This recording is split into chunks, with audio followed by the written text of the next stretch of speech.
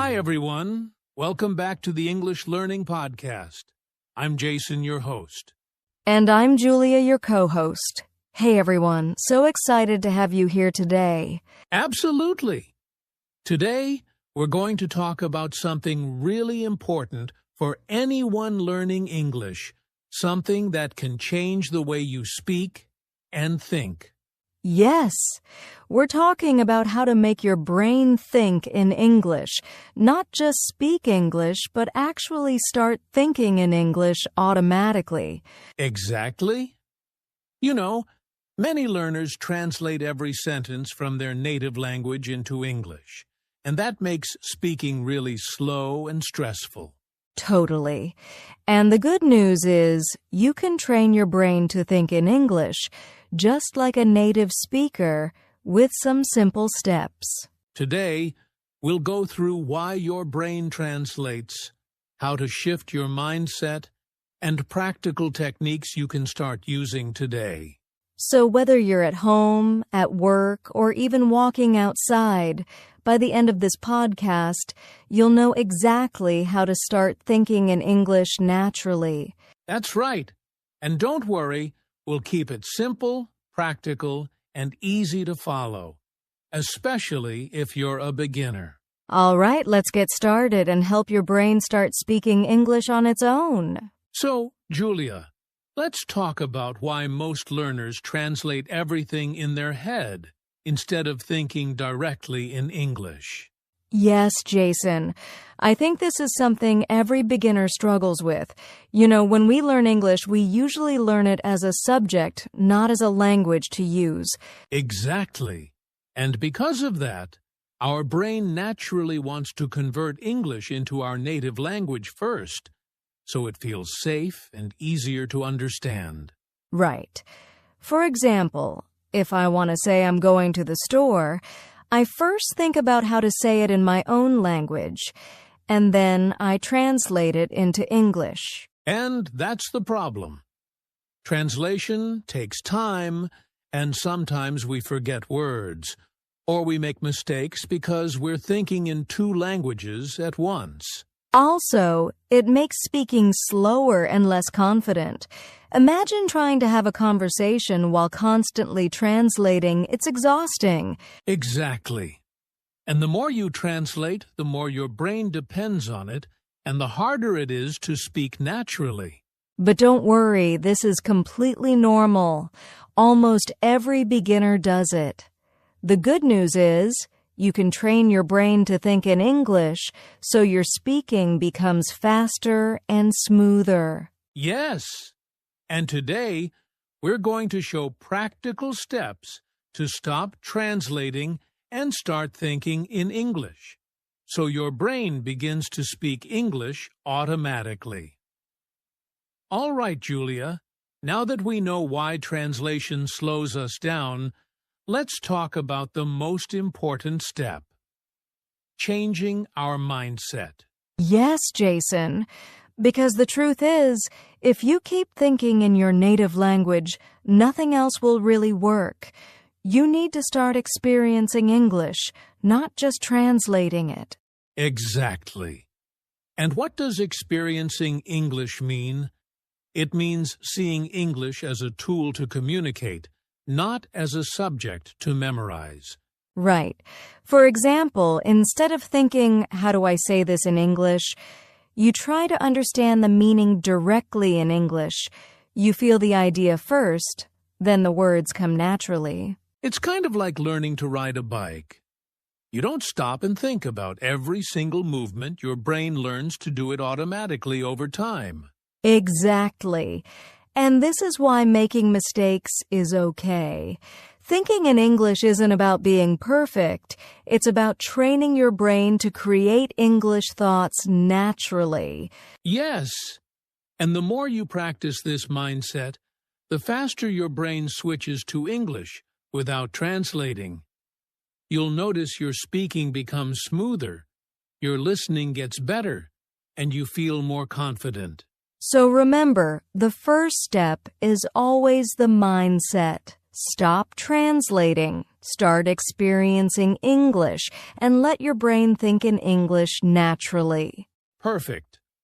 And after mindset, we move to practical steps, how to build an English environment in your brain every day. All right, Julia, now that we've talked about mindset, let's get practical. The first step is building an English environment in your mind. Yes, think of it like creating a mini English world around you. The more your brain is surrounded by English, the faster it starts thinking in English automatically. Exactly. And there are simple ways to do this. For example, you can change your phone or social media language to English. That way, you see English words and sentences every day. Another tip is to name things around you in English. When you see a chair, a table, or even your coffee cup, think or say the word in English. Your brain starts connecting objects and actions directly to English words without translating. Yes, and you can also talk to yourself in English during simple daily activities. For example, when you're cooking, you can think, I'm cutting the vegetables. I need water. Exactly. And even if it feels strange at first, keep doing it. Your brain is like a muscle. The more you train it in English, the stronger it becomes. Right. And this step is not about perfection. Even 5 to 10 minutes of thinking in English every day can make a huge difference over time. So remember, build your English environment.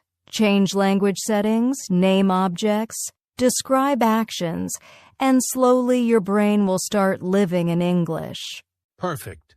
And once you've created this environment, the next step is learning English in chunks, not single words, so your brain can think faster and speak naturally. All right, Julia. So now that we've built an English environment in our minds, the next step is learning in chunks, not single words. Yes. Many learners make the mistake of memorizing individual words, like apple, go, or happy, but then they struggle to use them in real sentences. Exactly. Learning chunks means learning phrases or small sentences that you can use immediately. For example, instead of just happy, you learn, I'm so happy today. Yes. Or instead of just go, you learn phrases like I'm going to the store or let's go together. These chunks help your brain think in English naturally without translating. And the beauty of chunks is that you can mix and match them to speak freely. Once you know a few chunks, you don't have to think about grammar rules all the time. Your brain already knows the pattern. Exactly. And one more tip, try to practice these chunks out loud. Speak them in different situations or even write them down in your daily journal in English. Yes, repetition is key. The more you use these chunks, the more your brain stores them as automatic English thoughts, instead of translating them word by word. So remember, focus on useful phrases and small sentences, not just single words. This is how you train your brain to think and speak in English faster. Perfect. And the next step after this is training your inner voice in English, so you can actually think in English even when you're alone. All right, Julia. Now that we're learning English in chunks, the next important step is training your inner voice in English. Yes, Jason, this is really powerful. Your inner voice is what you think silently in your head. If your inner voice is in your native language, you'll always translate when speaking. Exactly. So the goal is to think directly in English, even when you're alone. Start with simple sentences about your day. For example, I am eating breakfast, or I will go to the market. Yes. Another great exercise is thinking out loud in English. Talk to yourself about what you're doing, what you're feeling, or what you plan to do next. And you can also use shadowing. That's when you listen to English speakers and repeat what they say, copying their words, rhythm, and pronunciation. It's like training your brain and mouth at the same time. Exactly. And don't worry if it feels strange at first. The more you practice, the more natural it becomes. Soon, your brain will start creating English thoughts automatically without translating. Yes, Julia. So remember, practice your inner voice. Think in English silently, speak out loud, and shadow native speakers. This step really connects your mind and mouth in English. And when you do this every day, even for 5 to 10 minutes, your English thinking speed will improve, and you'll notice speaking becomes much easier. Perfect. And after this, we'll talk about common mistakes learners make that stop them from thinking in English. All right, Julia, we've learned the mindset and the practical steps, but before we move on, let's talk about some common mistakes that stop learners from thinking in English. Yes, Jason, I see this all the time.